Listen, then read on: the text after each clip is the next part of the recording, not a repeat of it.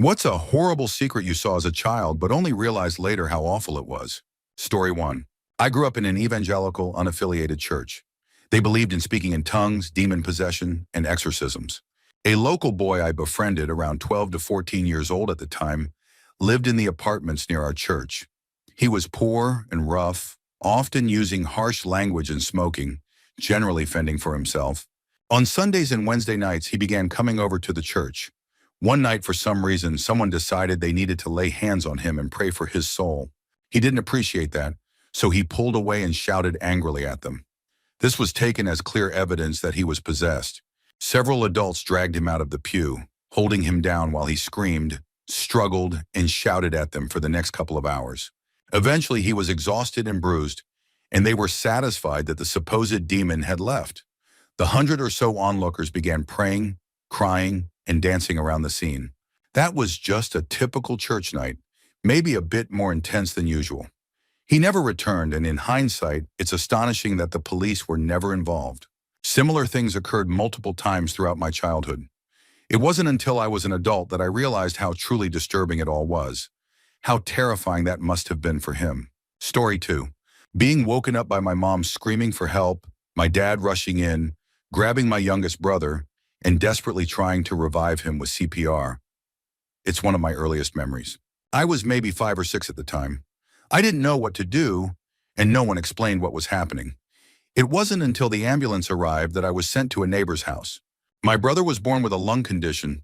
It's been 18 years now, and I can't remember the exact name, and relied on a machine to help him breathe at night. PG&E had failed to notify us that they would be performing maintenance on a transformer outside, cutting the power. Because of that, his machine shut off and he suffocated overnight. At the time, I didn't fully understand what had happened, and it wasn't really discussed until years later. One night, I was in the car with my parents when Dreaming of You by Selena started playing. At that moment, it all hit me, and I broke down crying. I remember asking my parents why he had to be taken from us and telling them how much I missed him. To this day, I still can't listen to that song. Rip Baby David, someday I'll see you again. Story 3. I've seen my father get arrested so many times in my own home.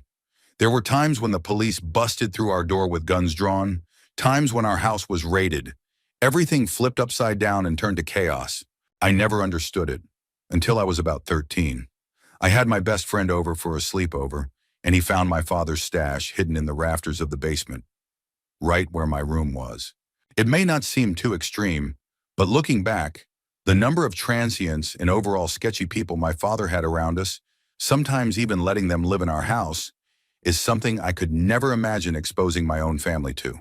To me, putting your kids in situations like that is beyond irresponsible. And this wasn't just a phase. It was my entire childhood. At times, he even had addicts with kids staying with us. It's surreal to think about now as an adult. That being said, I never thought of my childhood as a bad one. It was all I knew. But once I grew up, once I realized that this wasn't normal, and once all the family secrets started coming out, I understood. It wasn't as innocent as I had convinced myself it was. Story 4. High school student, early 90s, weekend job printing photos. Mostly boring, but sometimes interesting, especially for a teenager in a quiet and uneventful town. This was pre-digital, so we processed all kinds of photos. Besides the usual houses, cars, boats, and family vacations, we'd get drunk party pictures, aspiring model shots, risque girlfriend or wife photos, and sometimes even outright explicit images. I saw and learned a lot. Most of the time, the store owner had an unspoken arrangement with certain customers. If they brought in sensitive rolls of film, he would personally develop and print them after closing, allowing them to pick up their photos discreetly later that night. Occasionally, though, someone unfamiliar with this arrangement would walk in and ask a series of obvious questions. How fast can you print these? Do you have any restrictions? Do you look at the photos after you print them?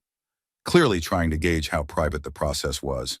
We had a price and rule sheet, and while we technically didn't have to look at the prints, we did see the negatives during development. Most people were fine with that. Some, however, would insist on only developing the film, not printing any photos. One Saturday morning, a middle-aged couple walked in and watched me work for a while before approaching the counter. They quietly asked about developing film only. I assumed it was just another set of adult photos, So I quickly loaded their film into the developer.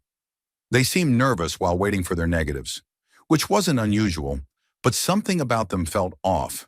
The printing machine was fully visible from the front of the store, but the film developer was partially hidden behind a half-height wall near the entrance to the back. I continued working while mentally keeping track of the timing. I wanted to grab their negatives and sneak a look. Hey, I was a curious teenager. Around this time, another employee returned from break, and the store got a little busier. Perfect.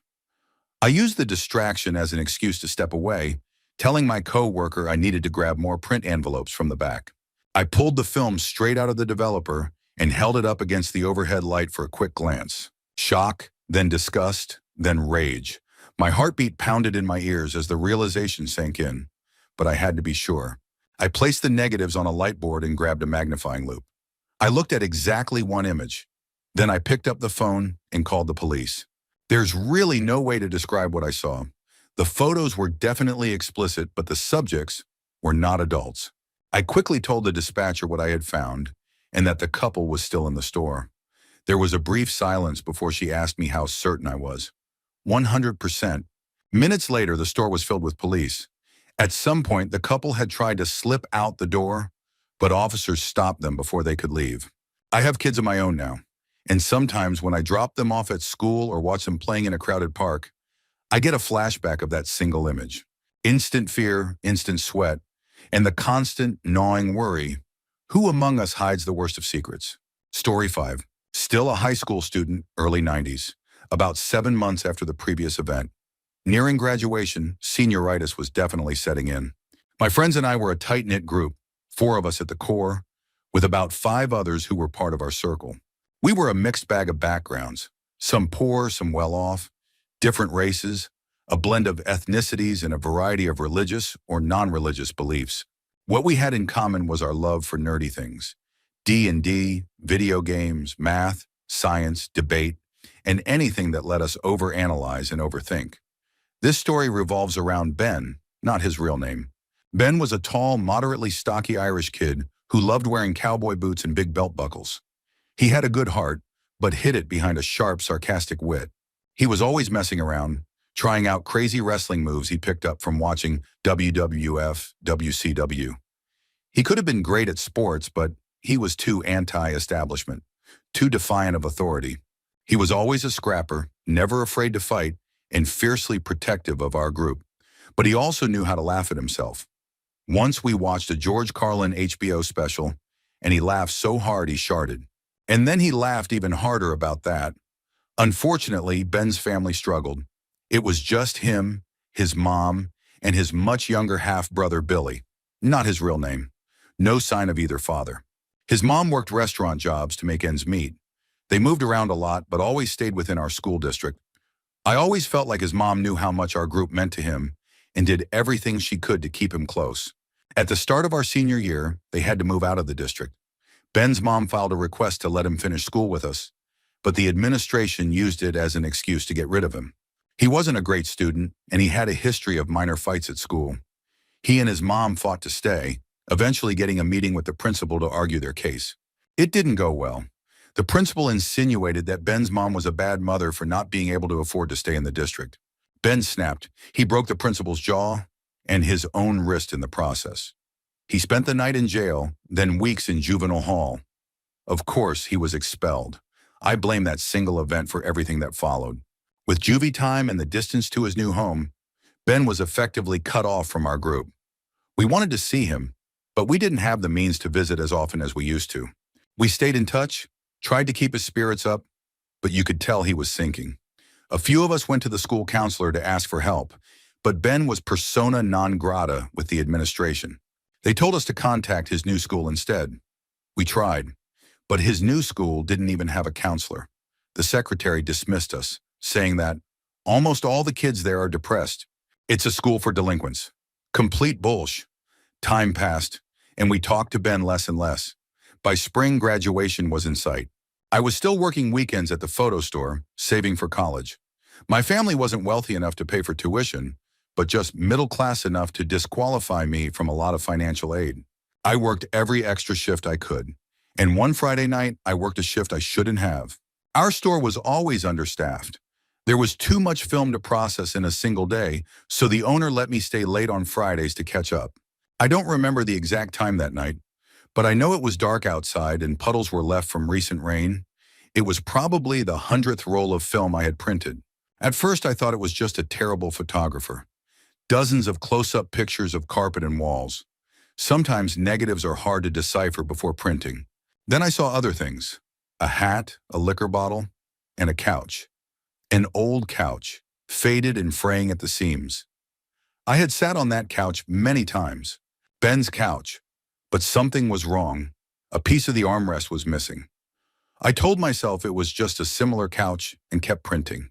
More familiar yet unfamiliar images appeared, distorted by the negative's reversed colors.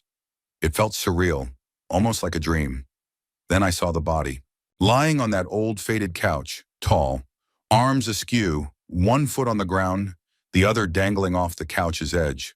Wearing cowboy boots, Ben's boots, I blanked out. My hands kept working, finishing the roll by sheer habit. Then I just sat there in silence, staring at the printer, tears slowly falling from my right eye. A strange detail I still remember. Why only my right eye? The owner noticed something was wrong and came to check on me. I didn't say anything. I just stood up, walked to the printer tray, and flipped through the photos until I found the one of the body. I held it up to him and said, "This is Ben." The owner knew Ben's story. He immediately understood why I was breaking. He took the photos, hugged me, and sat with me in the back room. He let me cry, let me question everything, encouraged me to let it out instead of bottling it up. Eventually, he called my mom, told her I was okay, but that she needed to come pick me up. Normally, I would have walked home. When my mom arrived, I mechanically got into the car. I was completely numb, probably in shock. She was obviously worried, maybe thinking it was another CP case.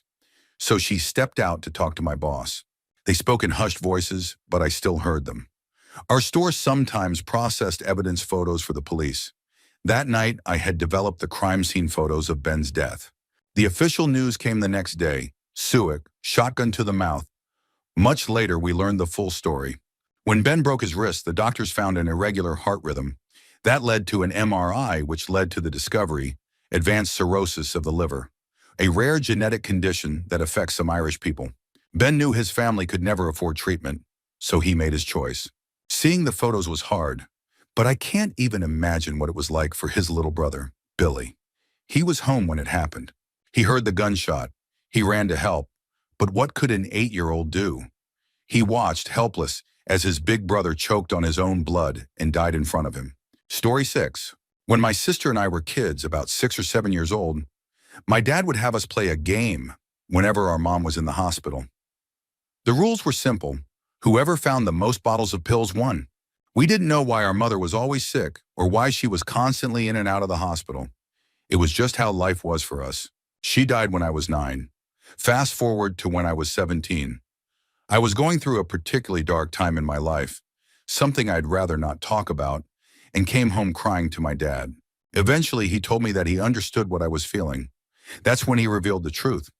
My mother had been an addict, and she had been making herself sick. At that moment, a long-buried memory surfaced. The game we played as kids, what it really was. Story 7.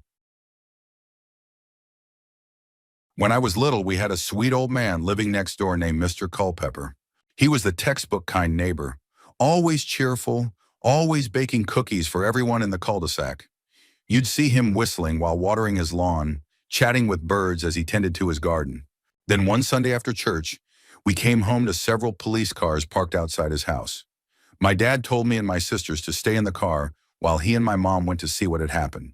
When they returned, my mother was crying, and my father was stone-faced.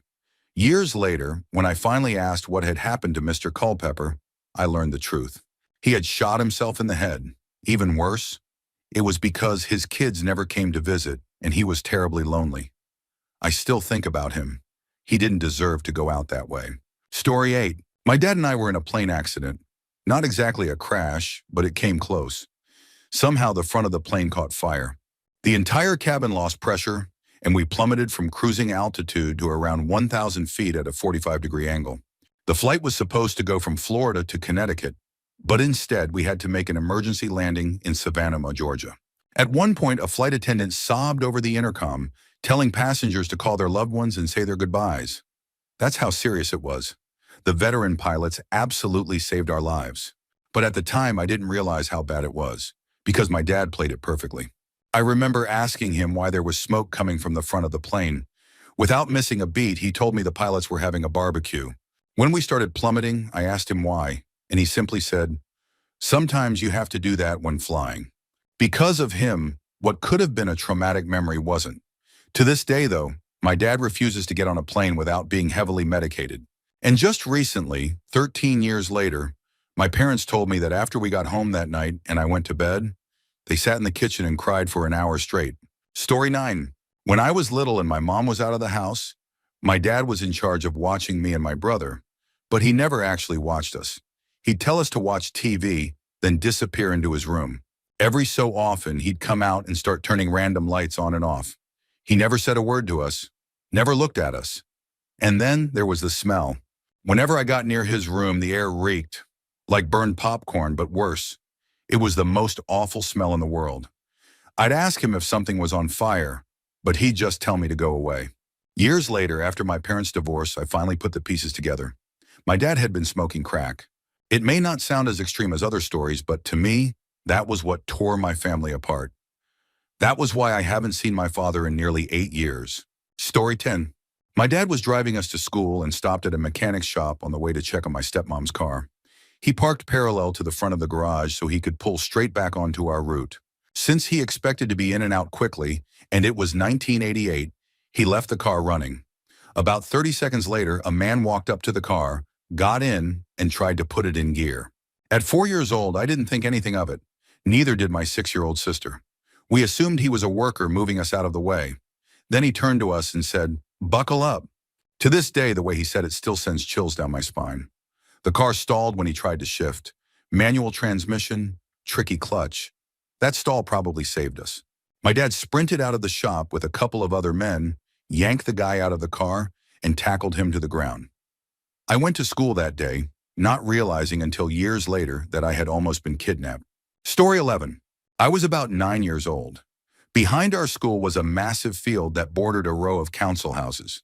My friends and I always played at the farthest end of the field to avoid teachers.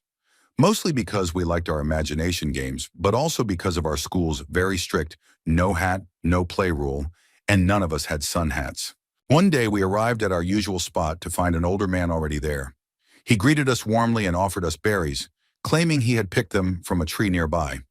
Then he told us he lived in one of the council houses. Being 9 and incredibly naive, we all ate the berries. Then he offered us a drink. We drank all of it. Shortly after, we started feeling weird. One of my friends threw up in class. That's when things escalated. Our teacher freaked out. Parents were called. Police showed up. It wasn't until years later that I realized what had really happened. The drink he gave us, it was alcohol. The man, he didn't live anywhere near our school. In fact, when I asked my mom about it in high school, she told me he was actually a registered sex offender. At the time, I had just assumed we had eaten something we were allergic to. Turns out we had barely dodged something much worse. Story 12. I was 6 years old when my mom was driving me and a few neighborhood kids home from a day at the beach. As we crossed a bridge, we passed an old man standing at the edge of the road. My mom glanced at her rearview mirror after we drove by. He was gone. This was before cell phones, so she immediately pulled over and started flagging down cars. Thankfully, one of the first cars had a CB radio and was able to call for help. Meanwhile, my friends and I looked down over the bridge. The man was lying on the train tracks below. My mom told us he had fallen and that he was going to be okay.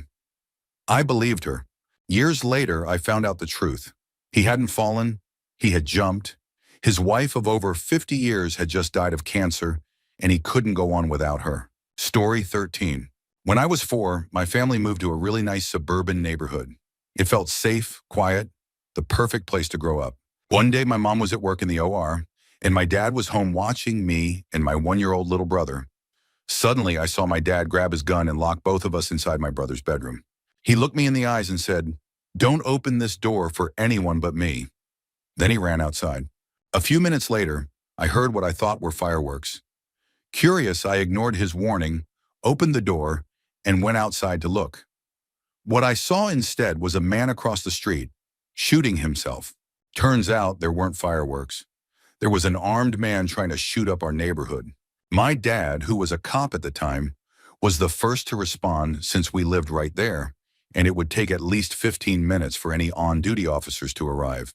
At the time, I didn't fully understand what had happened. I was just confused. Now I realize that I watched someone take their own life. Story 14. A lot of my childhood was surrounded by domestic violence, but this story, one I only recently realized the full weight of, still haunts me. I was about 7 or 8 years old.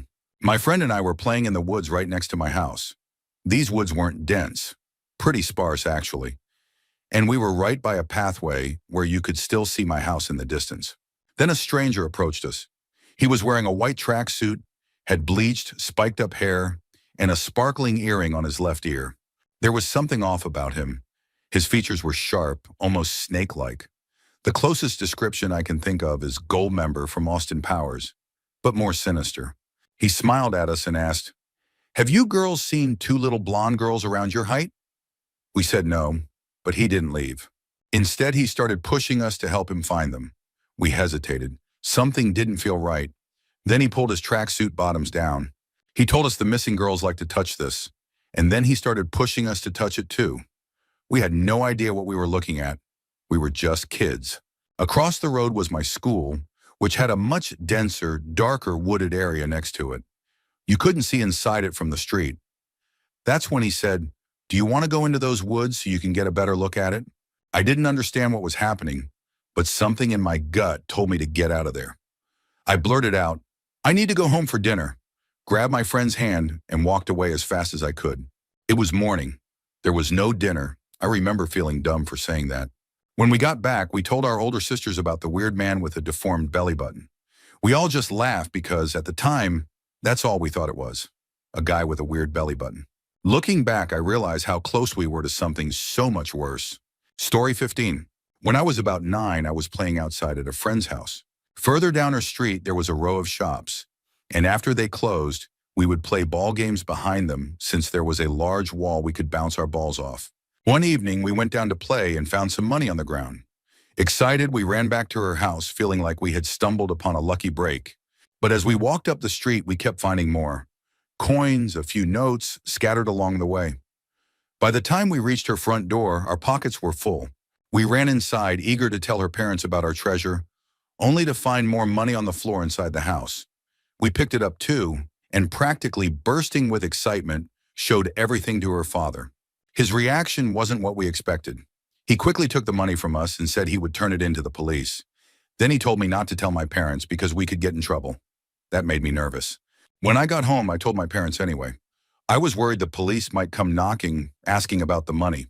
But instead of being concerned about me getting in trouble, my parents just told me to never mention it again, and they never let me play with that friend again. To this day, I wonder what was really going on that day. Story 16. My mom, great-grandmother, 2 sisters, and I were on a road trip home after visiting North Carolina. I remember it vividly because I was leaning forward between the front seats, showing my grandma something. Then my mom gasped. I looked up just in time to see an SUV flipping in the oncoming lanes of the divided highway. It didn't stop. The vehicle tore across the grassy median, over the divider, and into our lanes of traffic before finally crashing into a patch of trees on our side of the road. My mom immediately pulled over. This was around 1994 or 1995, and while cell phones weren't super common yet, my mom had one. She quickly called the police while other drivers rushed toward the wreck to try and help. I sat in the car staring out the window. Luggage was everywhere. Suitcases, bags, and clothing were scattered across the road, tangled in the trees. Then I noticed something close to the car, a square-shaped green case lying on the ground. At first, I thought it was a sweatshirt. Then I looked closer. It was a body folded in half. At the time, I didn't fully understand what I was looking at. I just pointed it out to my grandma, almost casually. We left soon after, since we weren't really able to help and would only be in the way of the ambulances. But I can still see that image in my head. Back then, I didn't associate it with death. It didn't even feel real. Later, I realized there was no way that person survived. The accident had been brutal. And thinking back now, I can only imagine how horrifying it must have been for my mom and the other drivers, watching a car flip out of control right into their path. Story 17. I helped my best friend's dad pack up their house. I was maybe 6 or 7 at the time, completely unaware of the magnitude of what was happening. To us kids, it was just a game. He told us we were packing for a camping trip, and we excitedly helped him load up the car. When we finished, he told my friend and me to head back into town where a parade was happening. He made us promise not to tell his wife, my friend's mom, because it was a surprise. At my age, I had no idea that he was actually abandoning his entire life. Turns out he emptied their bank accounts, took everything valuable, and disappeared. We were just excited about the idea of camping. An hour later, my friend's world had completely fallen apart. His mom lost the house, and they had to move away. I never saw my childhood friend again. Never heard from him, his mom, or his dad. Looking back, I realize how truly despicable that man was. Story 18. I swear I saw someone burying a body when I was 14 years old. I was riding my bike down a gravel road behind a cemetery in New Jersey when I saw it. An old, beat-up van parked nearby, a hole in the ground, a shovel, and a man dragging a large black garbage bag-covered object toward the pit. It looked exactly like something out of a mob movie. The man saw me, he froze. I didn't wait. I just turned my bike around and pedaled home as fast as I could. At the time, I tried convincing myself that I was just a kid, that I must have misunderstood what I saw. But now, over 15 years later, when I replay that memory in my head, I still think it could have been a body. Story 19. If we count the age of 15 as still being a child, I remember finding my then stepdad covered in his own urine, surrounded by empty vodka bottles and scattered pills. I told my mom, and she immediately called an ambulance. They took him, and my mom went with them to the hospital. Meanwhile, I felt the urge to do something, to help my mom in some way. So, I cleaned up the room, wiping away the urine, picking up the pills, and throwing away the vodka bottles, all while my 10-year-old sister helped me. Only later did it dawn on me that he was a severe alcoholic, struggling with depression and anger issues, and that he had tried to take his own life that day. I remember instinctively covering my sister's eyes when they carried him out, fearing that if she saw everything, the image would be burned into her memory. 7 years later, she's still grateful I did that. Edit. Since people have asked about him, he was my stepdad, not my biological father, and my mom divorced him shortly afterward. He later emigrated to the US, and I never heard from him again, though I did find his Facebook profile. At least he seems to be alive. My mom has since remarried, and my new stepdad is a great guy. My sister and I never talk about what happened, and I only know from my mom that she sees a therapist. Whether it's because of that incident or for other reasons, I don't know. Story 20. When I was 9 years old, I watched a man die, with my best friend by my side. At the time, the road I lived on was gravel and led to lands owned by the local paper company. Our house was the last one before miles of logging roads and trails. My mom also happened to be a registered nurse. Because of its remoteness and the open roads, it was a popular spot for dirt bikers and ATV riders. Unfortunately, many mixed alcohol, drugs, reckless speed, and gravel roads, a dangerous combination. At least once a month, someone would stumble onto our doorstep, slurring their words and asking to use our phone. This was back in the 80s and 90s, before cell phones were common and before most people wore helmets. That day, it was just my mom, my best friend, and me at home. My dad was at work when we heard frantic knocking. A woman stood at the door, panicked and incoherent, but we could tell she needed help. My mom immediately dialed 911, telling dispatch that something bad had happened back on Deep Gap. They knew exactly what she meant. Without hesitation, my mom put us in the back of her Blazer and drove about a mile down the logging road. The victim, a kid, though I didn't realize at the time that he wasn't much older than 20, had lost control of his bike and crashed headfirst into a tree. Blood was everywhere, on the tree, on the ground, on his friends. His friends had dragged his body up onto the road, but the amount of blood pouring from his head was overwhelming. From the back window of the Blazer, my friend and I watched it all unfold, like a scene from a medical drama that hadn't been invented yet. The guy was unresponsive, and his friends were begging my mom to save him. She started CPR, working desperately to bring him back, while his friends, high and drunk, cried and pleaded. She continued until the paramedics arrived and took over. I remember watching her walk back to the car, wiping blood from her mouth and shaking her head. At the time, my friend and I felt disconnected from what had happened. We didn't process it as loss or even fully understand that the guy had died. We just knew one thing for certain: we would never ride dirt bikes. Only years later, as an adult, did I realize the full weight of that moment.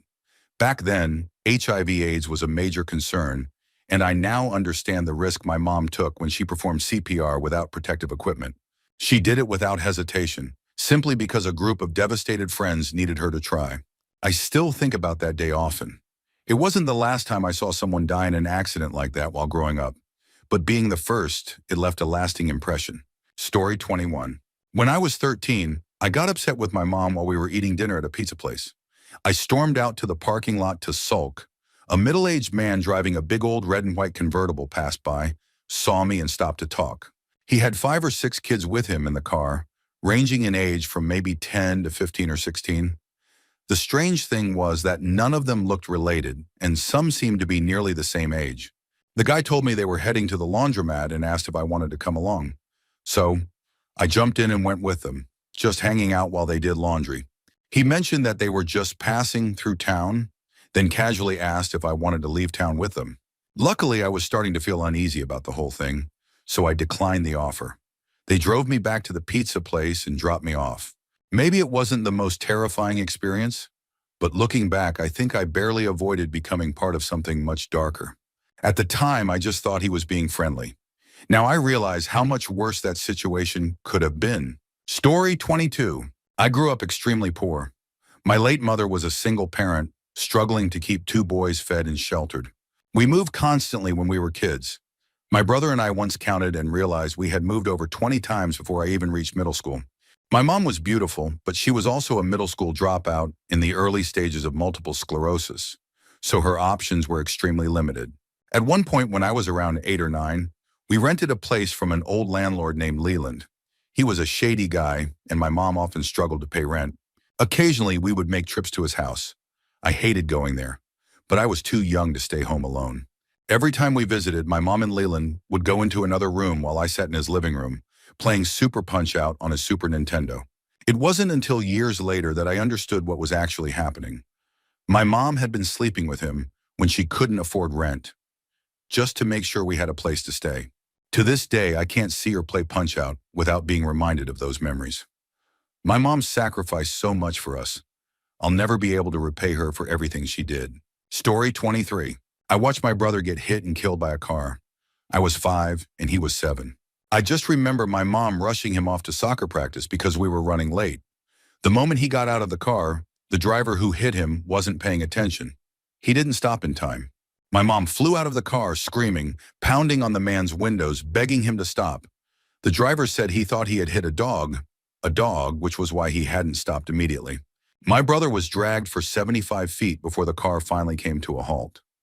I still remember the deep scratches on his face, the ones that were impossible to cover for his viewing. I really need to go to therapy for this. It's been nearly 20 years, but now that I've finally put down the bottle, I'm starting to feel the trauma from that day. I get flashbacks all the time. I clench my teeth, force back the tears, and try to push the memory away. Mostly I grieve for my mom. We both witnessed it happen. That day we learned what real pain was, an unbearable kind of pain. I just wish he had passed from sickness or something else. Anything but that. Story 24. This might sound unbelievable, but I have a story. When I was around 13, I used to take the public bus to and from school with my friends. Among the kids on the bus, it was well known that girls avoided getting off at one particular stop because of a man who had a reputation for being creepy. Everyone said he would try to get them. He was always standing in his front yard, just a few steps from the bus stop, watching the bus as it passed. Something about him always felt sinister. We made sure our female friends and other girls never got off at that stop, treating it like a normal part of our routine. Instead, they would get off at the stop before or the one after. There were countless stories about him, firsthand and secondhand, about how he had grabbed someone, tried to touch them, or attempted to lure them into his house.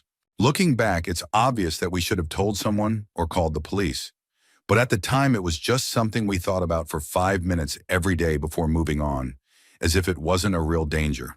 Story 25. When I was in primary school, I'm Australian, my first teacher, my prep teacher, was a really kind woman in her 50s. I was 5 turning 6 that year, and it was my very first year of school. After that year, I moved to a different school, but I still remember my last day there. When my mom came to pick me up, she went into the classroom after school and spoke with my teacher for a while. I remember watching them come out into the corridor, both of them crying. My mom gave her a big hug before coming over to get me. I assumed my teacher was sad because I was leaving, and I didn't want to upset my mom by asking what was wrong. Several years later, when I was around 9 or 10, my parents sat me down and asked if I remembered my prep teacher. I told them of course I did. Gently, they told me she had passed away and showed me a notice in the newspaper. I felt sad, and they explained that she had been sick with a disease. They told me the name, but at that age, I didn't really understand what it meant. Years later, I learned the full story. That day, my mom had been comforting my teacher because she had just been diagnosed with motor neuron disease, MND, also known as amyotrophic lateral sclerosis, ALS. Now that I understand how devastating and terrifying that disease is, it breaks my heart to think of how she must have felt.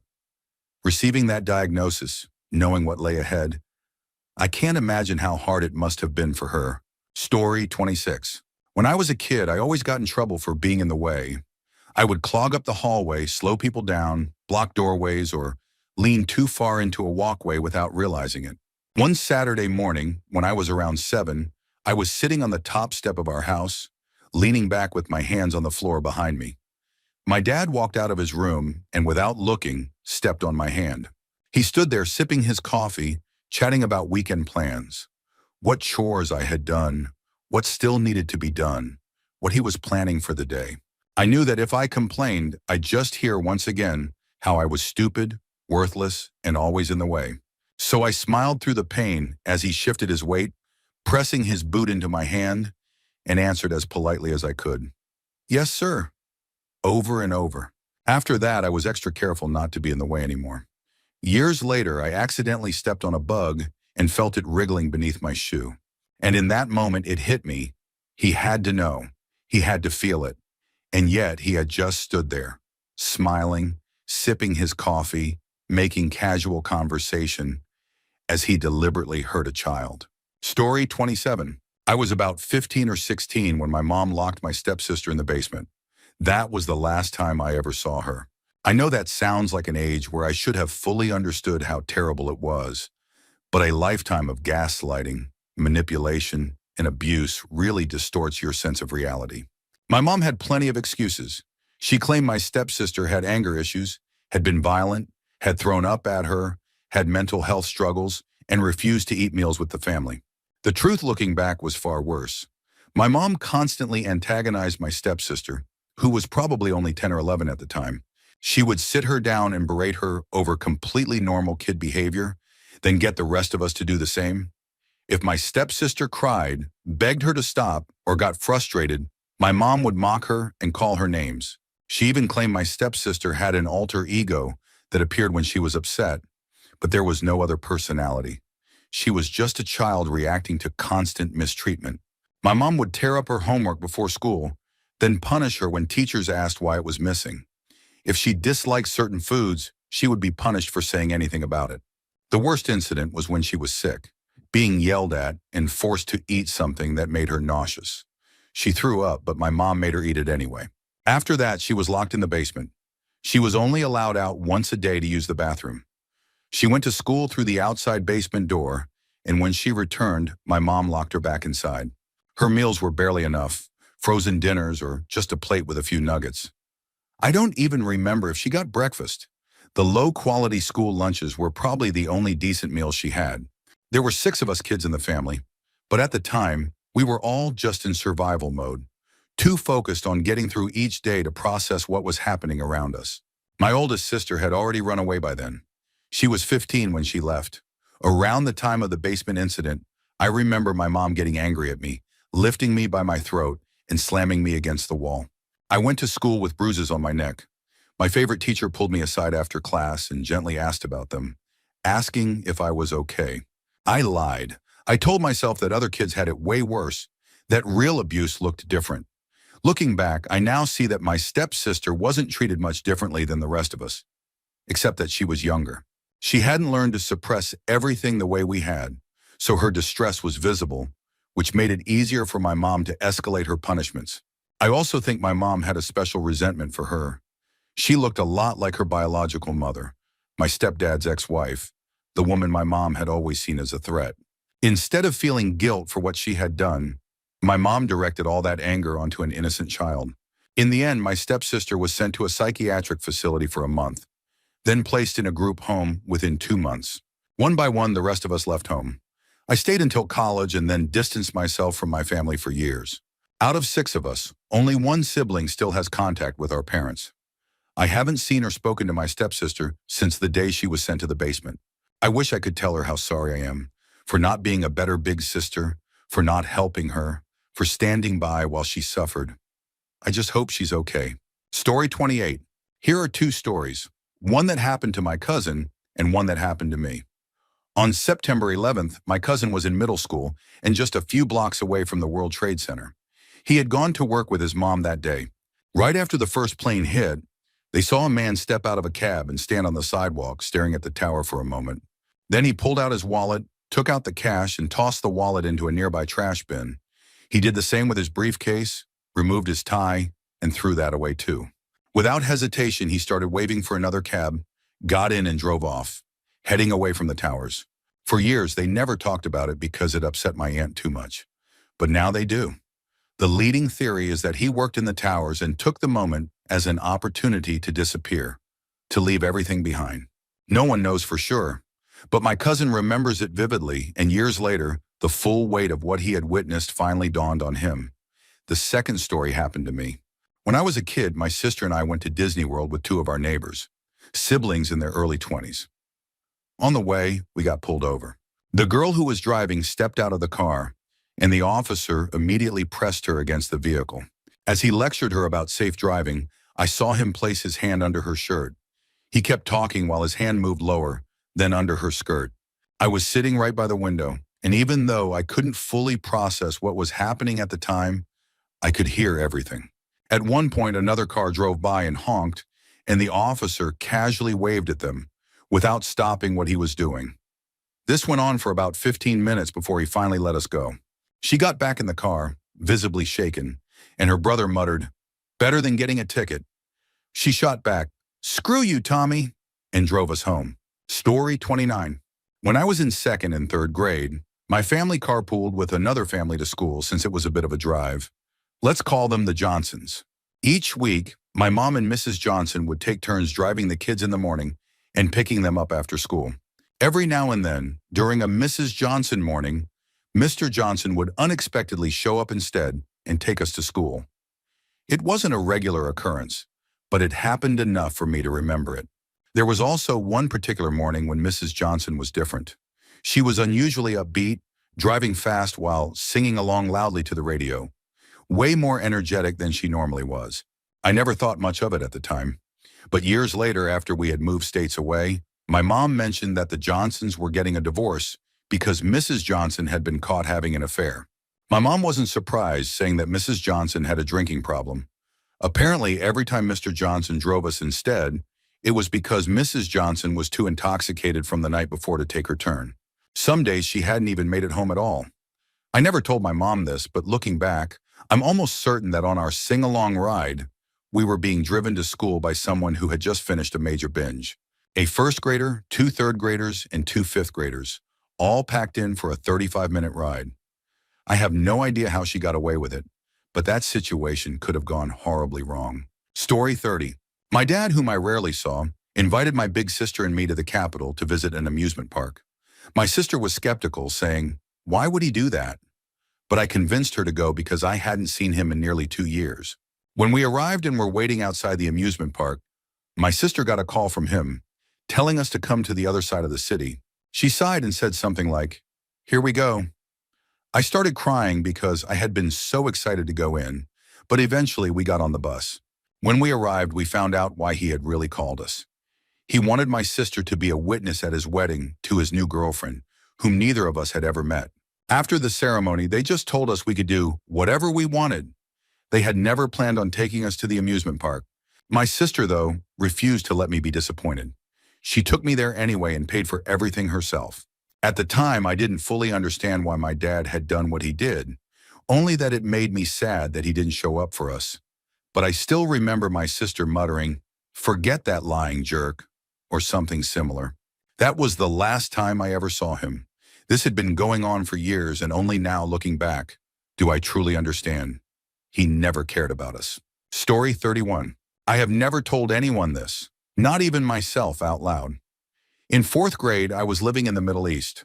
Our school was next to a high school, and once students reached seventh or eighth grade, they entered through a different entrance. My reading teacher sometimes brought in a student from the high school, a kind of teaching assistant who would help fill in for him. One morning, when I arrived at school for the morning lineup, this TA approached me and asked if I wanted to do warm-up exercises with him. The entire school was gathered outside, so I didn't think anything of it. But instead of taking me to the field, he led me to the boys' restroom.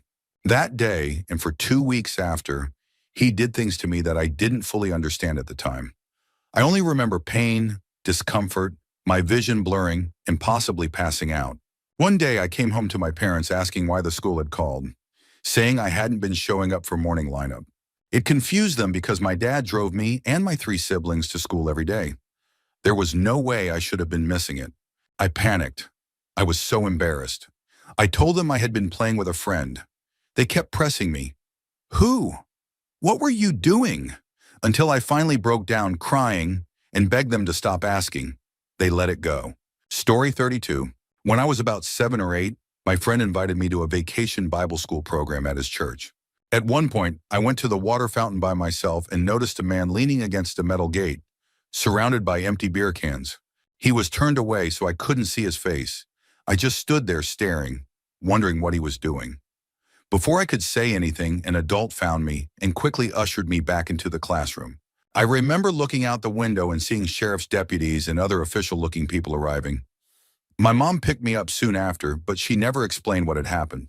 Maybe because it was the mid-'80s, or maybe because she just didn't want to talk about it. I never found out until years later. That man had taken his own life, hanging himself from the gate. I still think about him sometimes. Did he have a family? A wife? Kids? How often does he cross their minds? Story 33. I found my mother's body when I was 7. She was hanging over the bathtub, naked, as if she had been about to draw a bath and had just passed out. At first, I thought she was sleeping. I patted her back and called out, "Mom!" I even lifted her head, but her face was a deep purplish color, and somehow that still didn't clue me in. Eventually, I gave up and went to wake my dad. I sat at the foot of his bed and turned on the real Ghostbusters cartoon while he slowly got up. Then I heard the commotion from the back of the trailer. One of my sisters rushed past me, crying. The second came through, and when I asked what was going on, she blurted out, "Mom's dead." But even then, it still didn't sink in. It wasn't until I saw my dad crying that I knew it was real. My sisters and I sat on the couch as EMTs struggled to pull her past us, her covered body illuminated by the morning sunlight streaming through the living room. I'll never forget that day. I've had a lot of incredibly difficult moments in my life, but that one is in its own category. Technically, it happened just 15 minutes later, but that was still later in life. And the older I get, the more I realize just how far from normal it really was. Story 34. When I was about 16, not quite a child, I guess, my family traveled to India to volunteer in elementary schools, helping teach children English. The group we went with arranged a weekend getaway, so my family and about 5 college-age volunteers went to a small mountain town called Manali. It was an incredible experience. The first night, we ate at a nice hotel restaurant. It was the first truly good meal any of us had eaten in about 2 weeks. Halfway through the meal, another customer suddenly smashed his wine glass and used the stem to stab the hotel manager multiple times. The manager survived. My dad is a doctor, and when the attacker ran off, my dad took the injured man to the back and helped patch up several shallow wounds on his back. At the time, it was a shocking and traumatizing event, but it wasn't until years later that I fully processed what had happened. With each stab, the glass must have shattered further, meaning every wound wasn't just a stab wound. It had shards of glass embedded in it. Story 35. My parents divorced when I was 3, and I never knew why until I was 25. One night during a drunken conversation at a bar, My sister told me a story I had always thought was just a strange dream. When I was 3 and she was 5, we overheard our mom fighting with our dad over the phone. The only words I remember clearly were hooker and jail. Hours later, we were sitting with my mom and my grandfather, our dad's father, when there was a violent pounding on the door. My mom rushed us into the coat closet just as the front door was kicked in. My dad barged inside, shoved his own father to the ground, and hit my mom in the face. Then he started running around, yelling for my sister and me. We watched through the crack in the closet door as my mom jumped on his back and locked in a near-perfect chokehold until he passed out. She left him lying there, took us to McDonald's, and we never talked about it again. When I told my mom I remembered it, she was shocked. She had assumed I was too young to remember and felt terrible for never telling me the truth. Story 36. This didn't happen to me, but to my dad when he was a kid. He grew up in a small town in Canada, and when he was around 10 or 11, he worked on an older man's farm. The farmer made it clear that my dad could roam wherever he wanted, except for one specific room. Of course, telling a 10-year-old not to go somewhere is basically an invitation. One afternoon, my dad went wandering, looking for something, and found himself inside the forbidden room. What he saw stayed with him for years. The walls were lined with pelts from lions, tigers, and other rare animals. Some had price tags on them. The farmer caught him almost immediately and hurried him out, telling him not to come back. At the time, my dad didn't fully grasp what he had seen, and he never told anyone. Years later, when it finally dawned on him, it was too late. I recently asked him about it, and he told me that years after his encounter, the farmer was caught illegally selling exotic animal pelts. He wasn't the one hunting them himself, but he was profiting from someone else's crimes. My dad still feels guilty for not saying anything when he had the chance. Story 37. When I was a kid, I used to play at my friend's house 2 doors down. I was there 2 or 3 days a week for years. His bedroom was right next to his uncle's room, but we were strictly told never to go in there, under any circumstances. There was always a strange smell coming from inside, and in all the time I spent at that house, I only saw his uncle a handful of times. He always looked sickly and disheveled. One day we saw police dragging the uncle out in handcuffs. Turns out he had been running a meth lab. The room we were told never to enter was where he was cooking it. That odd smell? Meth fumes. I was only 8. I didn't understand what meth was, and after the initial shock, the neighborhood moved on. It was a nice area, so I guess people just didn't want to talk about it. For years, I mostly forgot about it. But after high school, I started to learn about what meth does to people. One day, I mentioned where I had grown up, and someone casually brought up a meth lab that had been busted in that area. That's when it really hit me. I had spent years playing just feet away from a dangerous drug operation. I also developed some mental health struggles as a teenager. I can't say for sure if they were related, but sometimes I wonder. Story 38. I aged out of the foster system, so I lived in quite a few households as a kid. One of the first real connections I ever made was with a foster brother who was a year older than me. He took me under his wing and treated me like family, which meant a lot since I was 6 at the time, with no real concept of what family even was. One year, some bikes were donated to us as Christmas presents. It was incredible. I had never really owned anything before, aside from a few pieces of clothing. Getting a bike all to myself, one that I didn't have to share, was mind-blowing. My foster brother's bike was slightly better than mine, and it even had pegs on the back. I'll admit, I was a little jealous of those pegs, but not in any serious way. We spent our summers in the dirt field behind our house, bimmingsing, and doing jumps off whatever makeshift ramps we could build. Sometimes neighborhood kids would join us, but for the most part, it was just the 2 of us. One morning, we arrived at our usual dirt mound and saw a couple of teenagers hanging out there.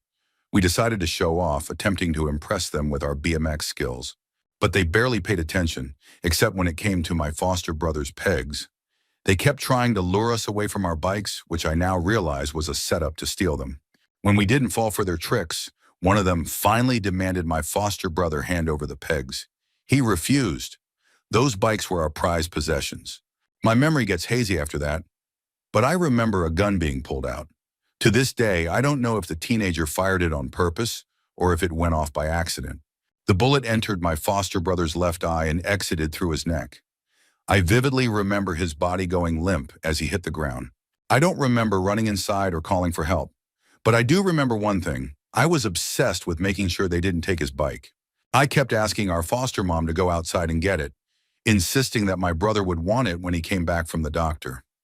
That night, I even stood at my window trying to signal the police to grab it. I didn't fully understand what had happened. In my mind, he had gone to the doctor, and doctors fix people. I even asked if she thought he would need stitches, but I never saw him again. Within days of the shooting, I was removed from the home and placed back into state care at a boys' home. I asked my caseworkers every day when I would get to see my brother. They always gave vague answers, never once telling me the truth. Eventually, caseworker turnover meant I had a steady stream of new workers who had no idea who I was even talking about. And so, my brother faded into a memory, and I grew up. As an adult, I finally looked him up and pieced together the full story.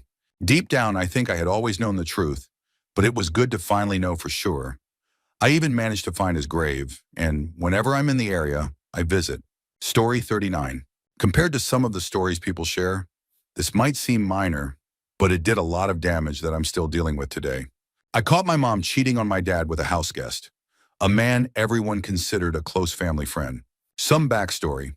This man had been a family friend for years. He and my uncle met while working on a farm long ago, and my family essentially adopted him, his wife, and his kids into our circle. At the time of this story, he was working as a long-haul trucker and going through a nasty divorce. My dad, being generous, offered him our spare bedroom whenever he was in town so he wouldn't have to pay for a hotel or stay at his ex-wife's house. One weekend, he came home from a long job and had extra money to burn, so he bought a ton of alcohol for himself and my parents, and they all decided to celebrate. I should mention that I was around 13 at the time, old enough to notice things but still incredibly naive. I didn't fully understand what was happening. I just knew that I hated when they all drank together. My mom acted strange, the house guests got weird, and my dad got angry. At the time, I thought he was just mad because they were being annoying. That night, around 11:30, things started winding down. Everyone was tired and thinking about going to bed. Then the house guest got a call from his ex-wife. She had a talent for making him furious, and after their conversation, he stormed outside, seemingly ready to get in his truck and drive straight to her house in a drunken rage. My mom followed him, trying to stop him. Drunk driving is dangerous, and yelling at an already irrational person wouldn't solve anything. They were outside for a long time, half an hour at least. My dad, annoyed, told me to go to bed, then went to bed himself, but I couldn't sleep.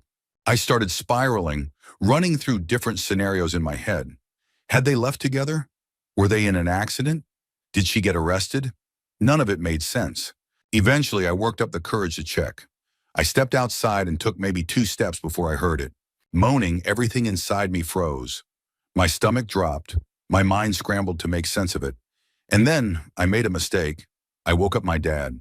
He wasn't happy to be disturbed, but I explained how long they had been gone and my fears that something had happened. I left out the moaning. I was hoping I had imagined it, that it was just a misunderstanding. I just wanted him to check. He did, and he caught them. I wish I hadn't sent him out there. I wish he hadn't seen what he saw. I don't remember much else about that night or the morning after. Trauma has a funny way of blurring things out. All I know is that I didn't sleep at all, and for a week, I couldn't even look at my mom. Sorry for the long story. Once I started writing, everything just poured out. Like I said, it's not as extreme as some of the stories here, but it shattered my world. And honestly, it feels good to finally get it all out. If you read this, thanks for listening.